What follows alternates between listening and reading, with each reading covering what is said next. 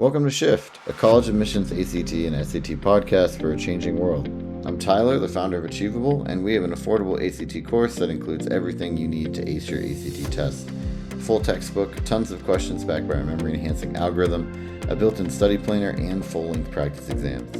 You can get a free trial at achievable.me, and if you like it, use the code podcast to get 10% off at checkout. Now, let's get started. Today, we have brought back Sasha Chada from Ivy Scholars. If you haven't listened to his first episode on Shift with us about internships, I'd highly recommend it. But we're here today to talk about another sort of up-and-coming new trend in the admissions world, which is high school students doing academic research projects. And Sasha, before we get started, I'd love if you could just introduce yourself and your company for those who haven't heard you before. You got it, Tyler. Thank you so much for having me. By way of introduction, my name is Sasha Chada.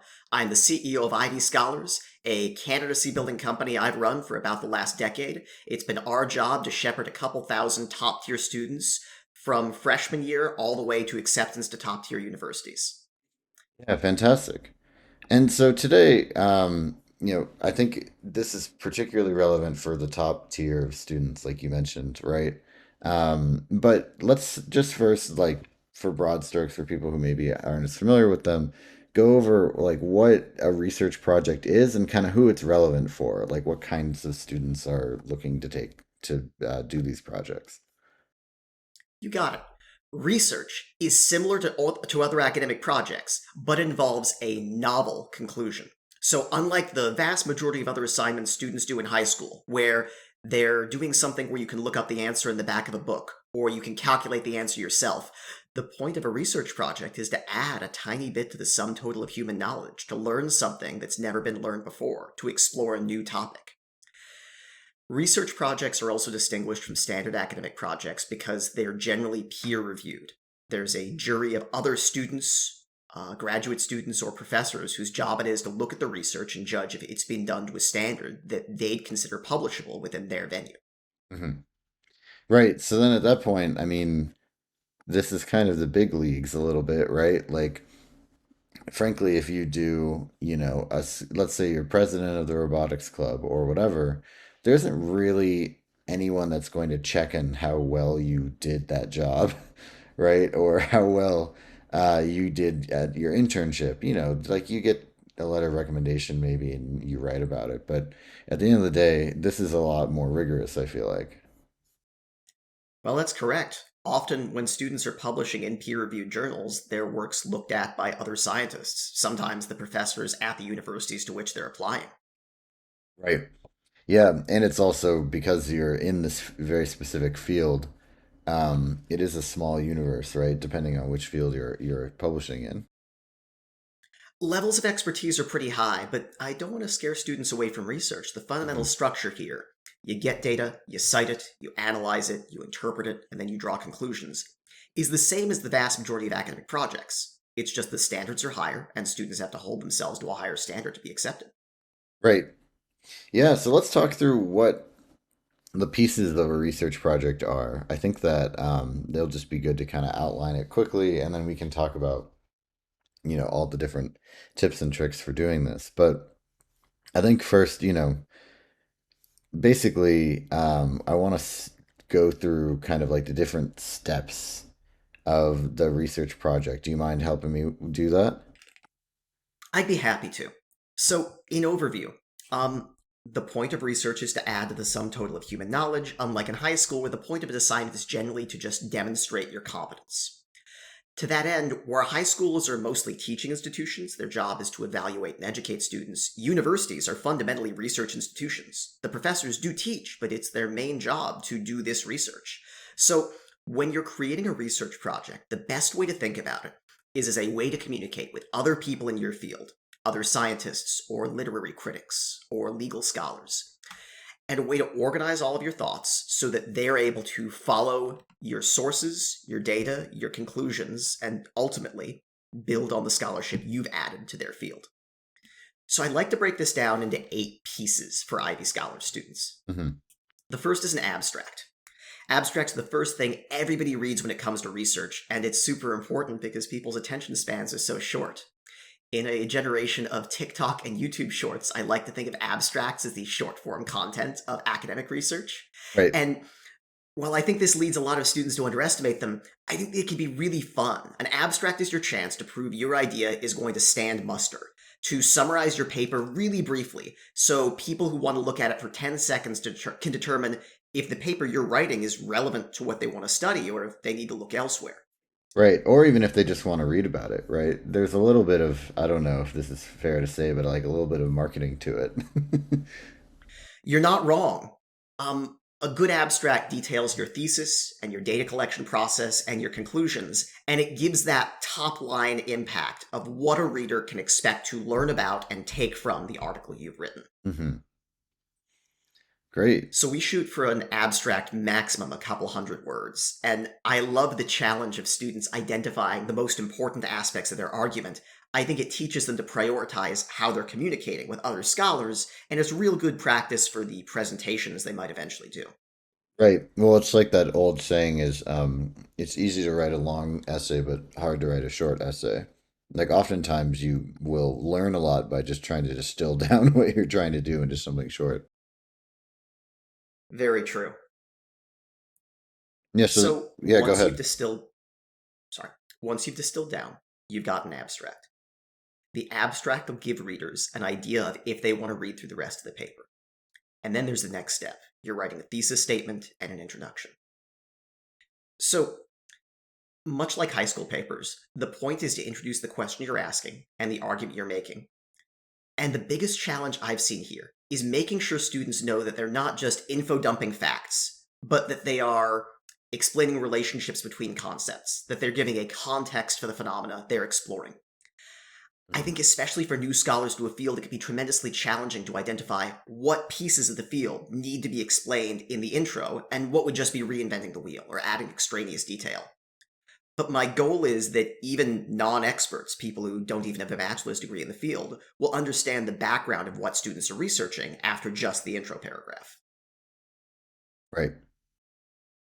Yeah, and I think that's also this is a very a great like sort of context builder, right? If you're interested in a specific field, like say biology, um, having to figure out, like you just said, what's actually important and what's stuff that people already kind of know or you can assume that they know and you don't need to re-explain will probably just help you understand a lot about the field anyway. Yeah, agreed. Yeah, so then what's next after that? So next, students have to do a literature review.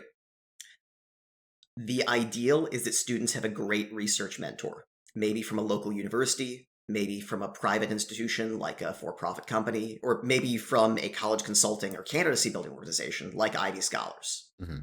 And the idea here is you've got a guide, Virgil to your Dante, who can walk you through relevant authors in the space, and and this is something I think a lot of students don't bother doing, even introduce yourself to them. One of the things I love to do in literature review, and I want to recommend it as strongly as possible to high school students, is not just to read people's articles. I think that's a wonderful start. But scholarship isn't passive. I mean, it's not just a matter of looking at things in a library or on an online search engine and reading them. I think it's important students take notes and they start to build a framework for who has what opinions within the field and whose work they're going to be building on and where they agree and where they might depart or disagree or cover a piece of knowledge or context that wasn't covered by another scholar. And then I think the most magical part of literature review happens when students reach out to these scholars. Ivy Scholar students for the last year have been reaching out to professors across the nation and talking about the research that they've read that those professors have published. I think plenty of them have been nervous that they lack the expertise, or professors would feel like they're wasting their time, or just that they'd never get a call back. And Right. that's happened sometimes, but a lot of the time, we have, some amazing academics from Ivy League institutions that are tickled pink to take 10 minutes up to an hour out of their day to talk to a curious high school student who really loved devouring their work, sometimes the last couple articles they've written, and want to figure out how to build on it. Hmm. Yeah, I think that's such a cool idea. I mean, even though, at least at the undergraduate level, like these professors are probably not directly involved in admissions.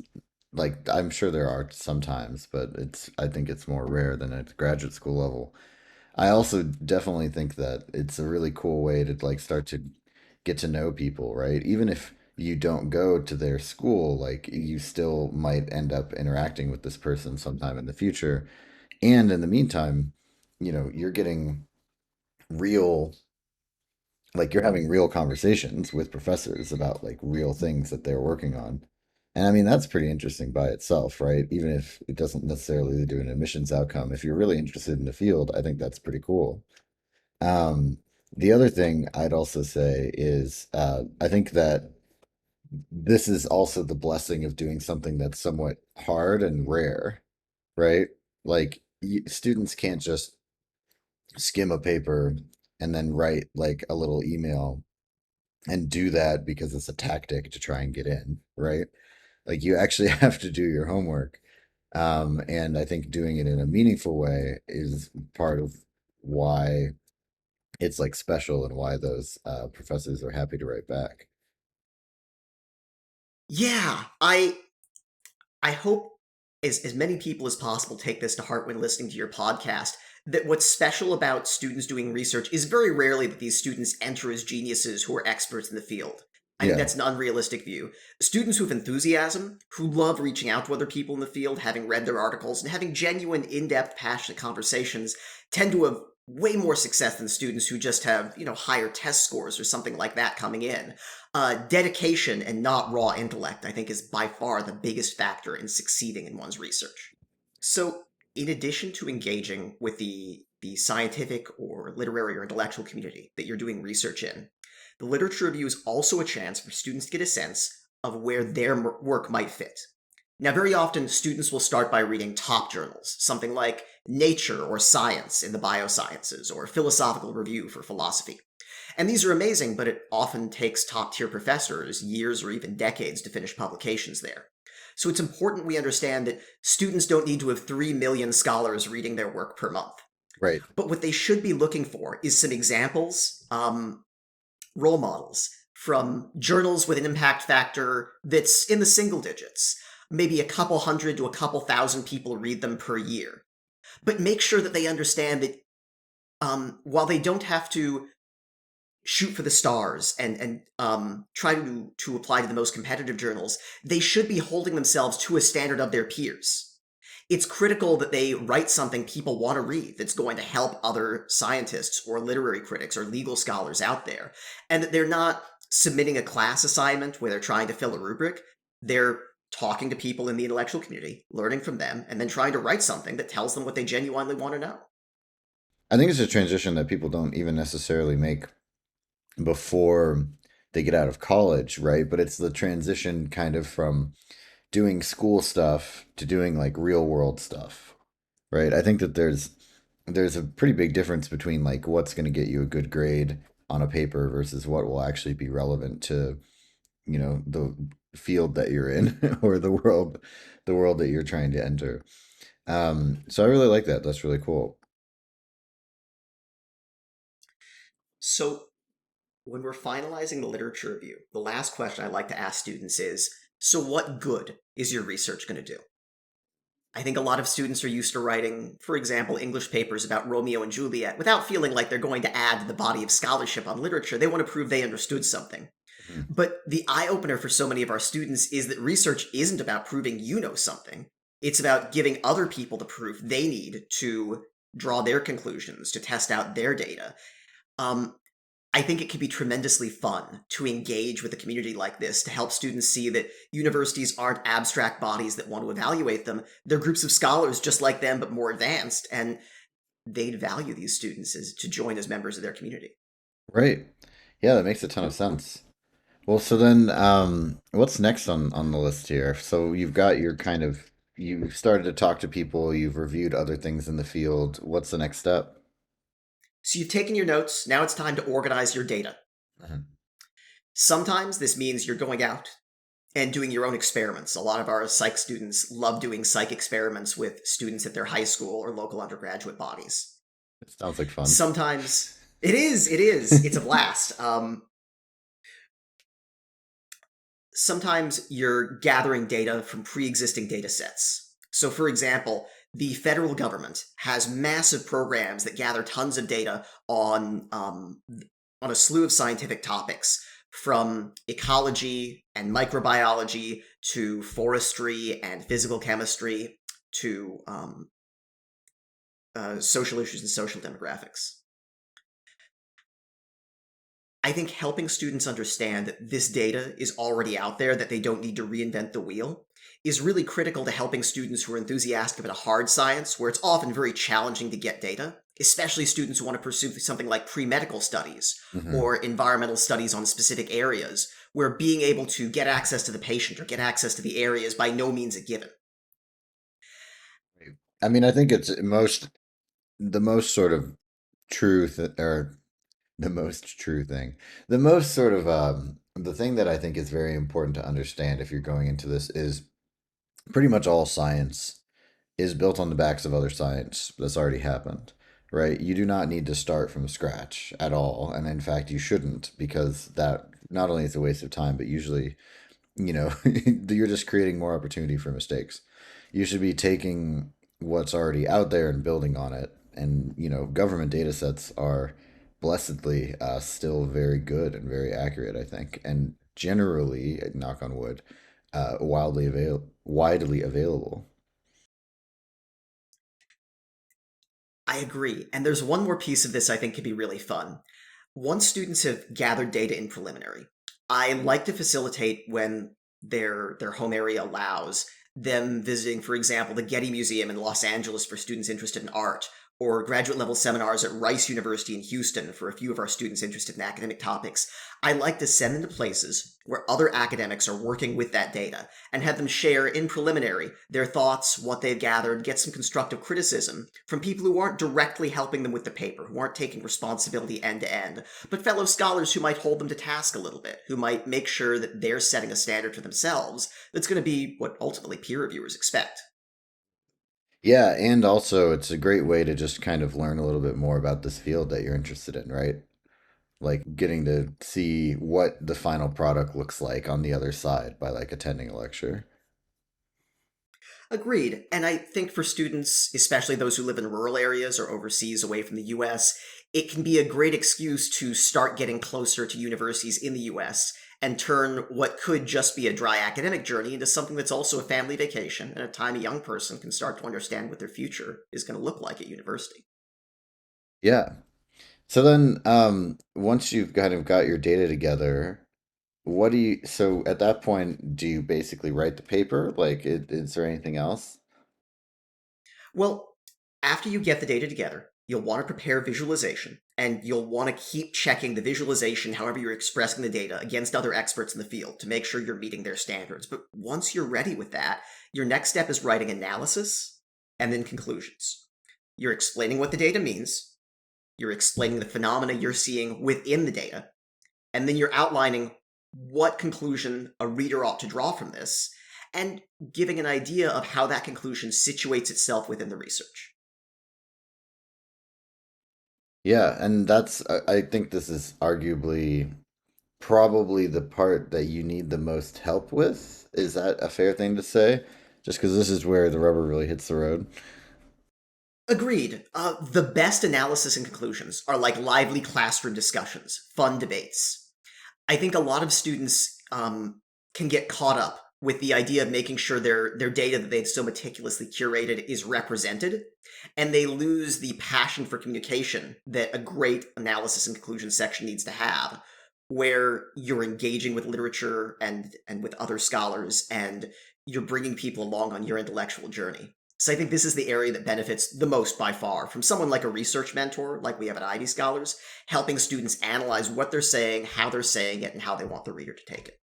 Right. Yeah, that's interesting. So, like, what are some ways to prevent it from being too dry? Right? Like, I mean, this is a funny and interesting concept to me. It totally makes sense. But having not written an academic paper, I'm curious, you know, what it is that you can do to kind of make it a little more lively.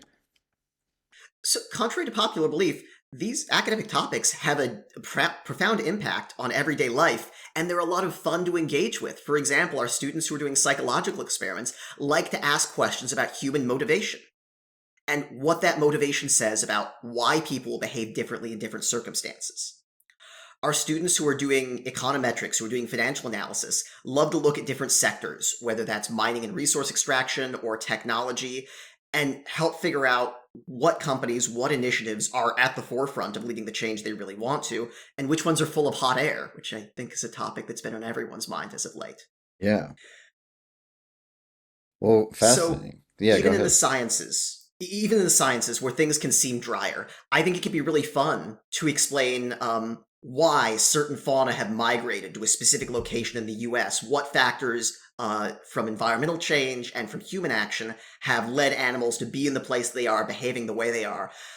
I think if you treat research as a chance to share your exploration of the world with other scholars, you can evoke that kind of enthusiasm that shows up in peer review.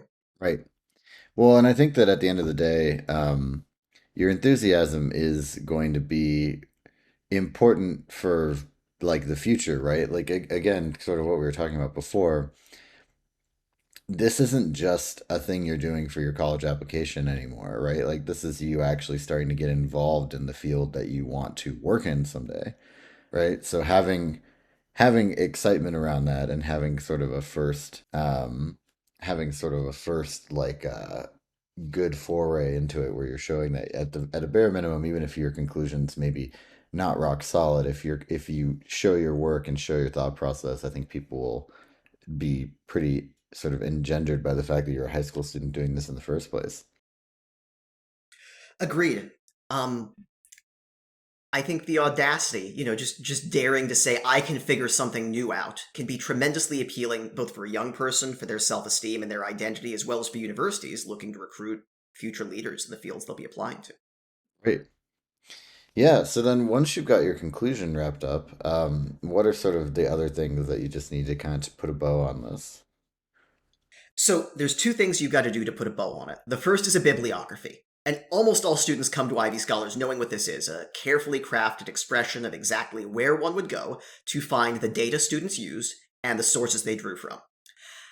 I like helping students frame this as something else, where they're creating a list of a community of scholars, each of whose idea contributed to theirs, and one of the parts of the research process I find fun is that each of these sources themselves will have sources, and those people will have sources, and if you follow that thread far enough, you end up in the engineers of ancient Rome, or philosophers of classical Greece, or Egypt, or India, or China in 2000 BC. The thread of scholarship has been pretty much unbroken for the last 6,000 years of human history, and students get to be just at the forefront of it, just at the tiny cap of the present day that's 1/6,000th of the big picture.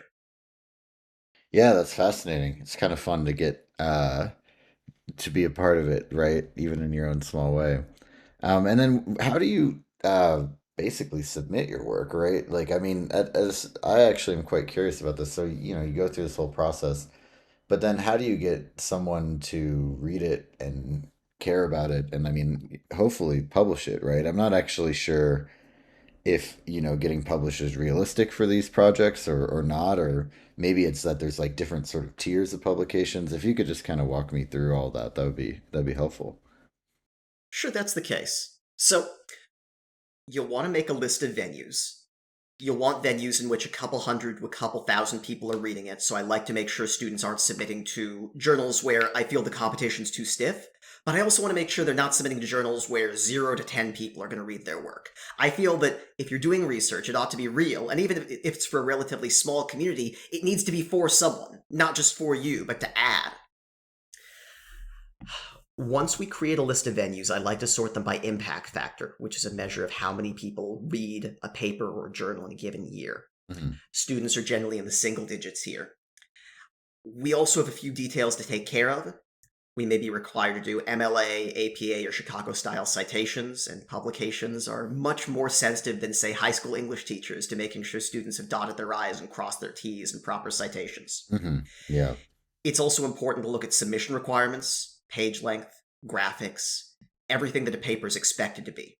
Now, ideally, at this point, students have already read 5 to 12 papers from the journals they're submitting to. So there's no question here. They're very familiar with the idea, the structure, the format of these papers. They're just trying to replicate that and add their own unique twist. Order of authorship is also a big deal. Some students will be first authors and should be because the work was primarily theirs. Other students, you'll need to handle the institution they're publishing from in a way that's concrete. Maybe their high school could support them. Maybe they could affiliate themselves with a local university or community college. Or maybe their research mentor has an affiliation through which they can borrow that they can use on behalf. Interesting. Yeah, that's something I've never even realized that you had to think about. So basically, order of authorship means that the whoever, if you like write the paper completely on your own, you could basically put your name on it, but most of the time you want to kind of say, I'm submitting as a part of some other group. Well, for students who are doing solo work, for example, our students in philosophy, who have one or two mentors they're speaking with, but the ideas are mostly their own original intellectual work, they're often sole authors. In contrast, our pre-med students who are working in wet labs at Baylor or MD Anderson, it's really important they make sure to list the other contributors. Who's their PI, the principal investigator, who else helped them within the lab. Clearly, they didn't do all of this alone, so it's important to show that they have a team and to explain how the team functioned to produce the research that's being submitted. Right. Yeah, you don't you don't have your own wet lab. That's definitely true. We've had one student whose father was the CEO of a multinational chemical company who actually did have her own wet lab, and that was very fun because it broke my rule of students can't be the first author on a wet lab publication. In that specific case, we made an exception. Funny.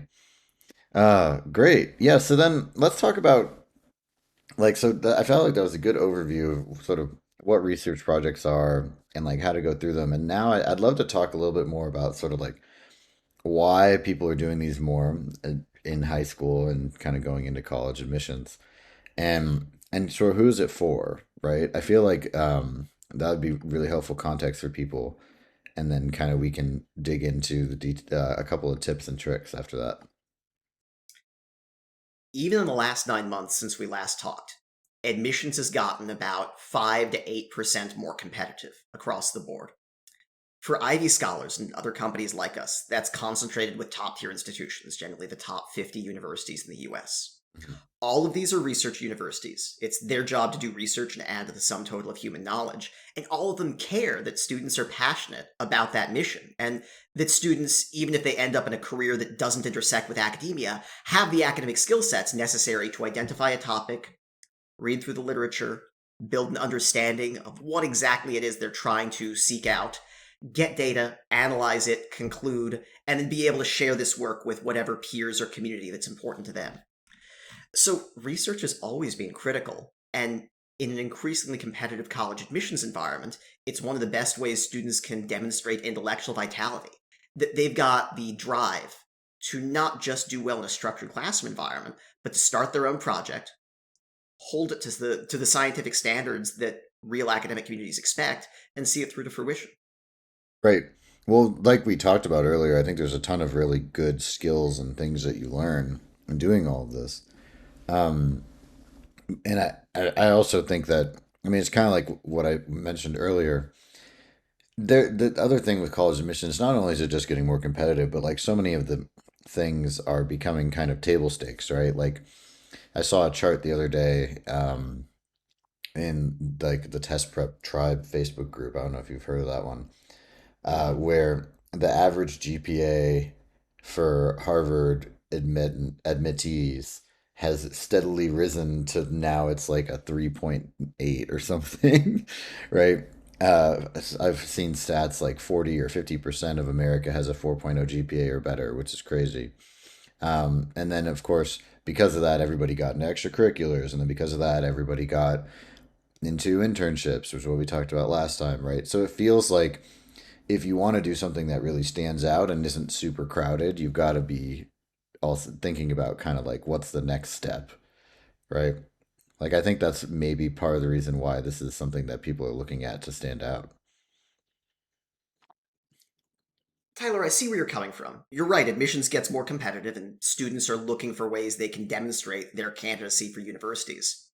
But simultaneously, The research process isn't new. Arguably, it's as old as Francis Bacon, or maybe even Aristotle, depending on exactly how you want to define it, but a couple centuries to a couple millennia for sure. I Yeah, think students are seeing that standards at universities are rising, and they know they've got to develop themselves accordingly. That if they want to gain entrance to a top tier institution and get a top tier education, they've got to prove they're worthy of it. But I think there's still a massive contingent of students who are aping the form, but not the substance, of all of these activities that build candidacy, whether it's an internship or a research project or extracurriculars. Every year, I see plenty of students who have empty titles, who are president or founder of a club, but haven't done a whole lot. right. Or who look to do research, but they're submitting to venues that aren't peer reviewed, where it's a pay to play arrangement where students pay a submission fee and then they get a preprint or a Right. write up in some organization that scientists don't read, that they don't trust, that they're not interested in. I think the critical thing, and the thing that's where standards are getting higher, is that students have to do a better job with their extracurriculars, with their internships, with their research. And that's what it's my company's mission to facilitate. Right. Well, yeah, and it's also like you sort of touched on. There's a lot of people doing a lot of performative stuff that's just sort of to put it on the resume and not really because they're super passionate about or interested in it. And I don't think you can do a performative research paper. I feel, or if you did, you'd be submitted to one of those pay to play journals and it wouldn't really be taken seriously. So going through this legitimate process, I think, is kind of a good filter and shows real, genuine interest. Agreed, and I don't think most students want to do that kind of perfunctory, cursory research work. I do think a lot of them will lean into that when they feel intimidated, because the scope of research can be massive and it can be a very exacting project. I think that's why it's critically important anytime someone's working with a high school student on research. You've got to find a question they're curious to answer, in a field they're passionate about, introduce them to other researchers' work, and eventually to other researchers, and make sure that you're providing, in addition to just intellectual guidance, a bit of a role model. That researchers helping students learn about an intellectual topic can also help them develop the intellectual and academic skills they use in the rest of their education and the rest of their life to better understand the world they live in and perform better. Yeah, and also like we talked about, to get into that world, to start to actually like build a little bit of a career there. And I mean that's probably a good segue into what I want to ask about next. This is like, who is this for, right? Like if you are listening, or if you're a parent listening on behalf of your child, right? Like what are the things that should make you go, aha, maybe I should consider this? The first is intellectual curiosity, and the second is ambition. Students who are both curious and ambitious enough to act on that curiosity and try not just to learn something for themselves, but to show what they've learned to the rest of the scientific community, to the rest of the world, are perfect fits for a research project. This is especially true for students who want to go into a major that's fairly specialized. For example, some of our aerospace engineering students have worked with Boeing or Raytheon or some of their subcontractors to do research into heat dissipation and aerodynamics. And I think it's pretty difficult to explore these topics in a practical sense as a high school student. There's just not a lot of opportunities to make your own aircraft when you're in high school, but there are research institutions that are willing to take on high school students who want to help learn about Hmm. this topic and add to America's knowledge for our own defense and for our own commercial applications. Right. Yeah, and I think there's probably an aspect too, like you touched on at the beginning, of professors just being, or even people working, just being excited about the fact that some high school kids are wanting to dig in on this, right? It's something that they're Right, passionate so about.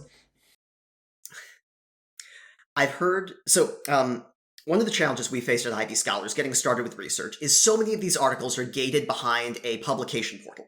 Um, and students end up paying $30 or $60 to read an article, which I think is just silly. It's not a fair value proposition.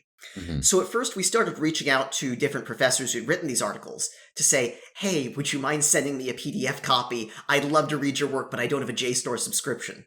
And I found that this casual request that would do nothing for the professor, that was just a student demonstrating their passion and interest, did so much to earn us credibility and enthusiasm in the academic communities we were reaching out to. So to that end, When you talk about students wanting to break in, wanting to build a relationship, I think students don't need to have a calculated presentation, a face they built up for when they're approaching researchers. I think simple, curious enthusiasm is enough.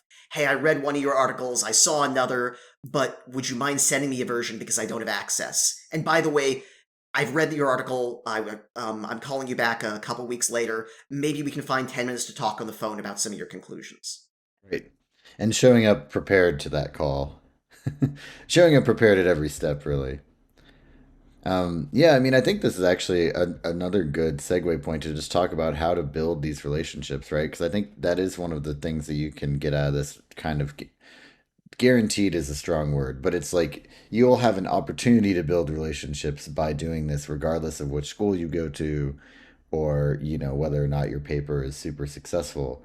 So I would love to hear just your thoughts on like get establishing these relationships in your hopeful field of choice. I think the best way to do this is to have a central research mentor, someone who ideally has a PhD in this field and is really familiar with the scholarship. They finished their own dissertation. They know how to navigate various trends and major theories within a field, and then help them identify the relevant parts of the field the student's studying, and then break down the major players. Very often, this is pretty easy because if you go to your bibliography and trace back a couple steps in each citation, you'll find that often some theories link to the same 4 to 7 thinkers. Sometimes it's best for students to reach out to these people directly, but oftentimes, for example, we have a student really interested in Noam Chomsky's work. It can be really difficult to get them on the phone because they're so deluged with requests from other students. So I like to help students reach out to scholars of those scholars, other professors who are around a central academic luminary, and then start up discussions with them. I've also really enjoyed helping students join graduate school clubs or unofficial meetings or committees for philosophy, for political science, and for art and design, so that they get exposure to what it looks like when passionate, older, more experienced students are working on research. And they get a realistic peer community that's beyond what you would get in high school, but fundamentally is in the same place with the same goals, just with more advanced skill sets. Right. I think integration into the community is the center of all of this. Yeah, that makes a ton of sense. I mean, I agree with you that I think that the graduate student groups are a really good bridge because I feel like if you're a high school student, dealing with professors can be pretty intimidating, right? They're full on adults. They're out in the world. They usually have already had some accomplishments. Versus graduate school students are in a somewhat similar boat. They're trying to kind of do the same thing that you're doing to an extent. I think that's true, with the counterpoint that professors too put their pants on one leg at a time Yeah, yeah. and make mistakes. In fact, we had a student who's working with a professor at the Johns Hopkins University, my alma mater, who Mm. found like an elementary arithmetic calculation and was really scared to point it out, but she did. And her professor was pleased as punch to have a student so attentive to detail that she was actually catching him, transposing a one. I thought it was adorable and was really indicative of the fact that good academics, good professors, don't care how old you are, and they don't care what you've published, and they're not looking to test your worthiness in an abstract sense. They want to do the work. And if you're passionate about joining them and show up prepared, and you're doing your best to make a contribution, they'll love having you along for the ride. Yeah, no, absolutely. Well, then let's talk a little bit about, I think some of the things I wanted to touch on here was first just like, you know, what are the common pitfalls that you should be watching out for when you're doing these things and making sure that you avoid? And then what are some ways? I mean, when we were doing the prep, you said, that you have some tips and best practices for taking away a lot of the heartbreak of starting one of these projects yourself. And I'm really curious first, kind of like what the heartbreak could be, right?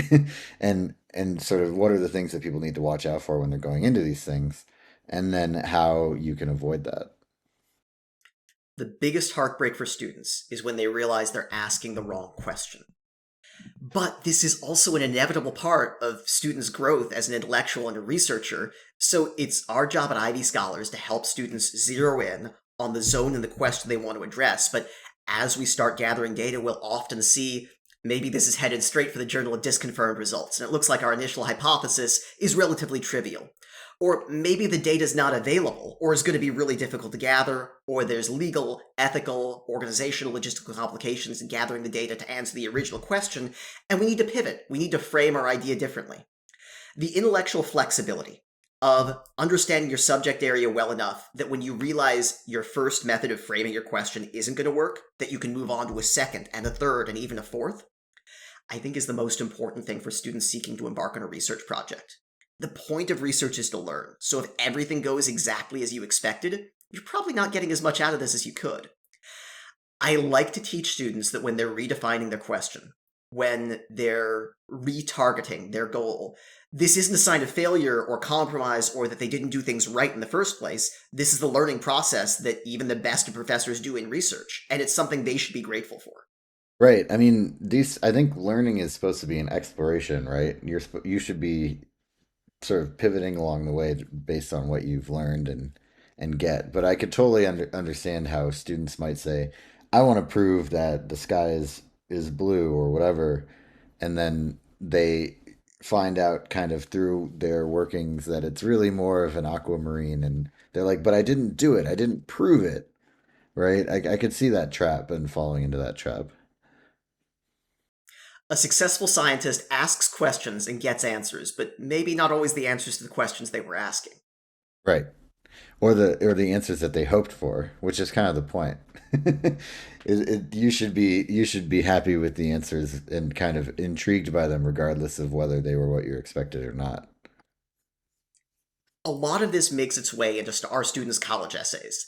They'll talk about their intellectual growth and how having their assumptions challenged or even disconfirmed might have been disconcerting at first, but ultimately it made them a better intellectual and more prepared for a university experience where they're going to be confronted with lots of things that are unfamiliar or surprising or different than they expected.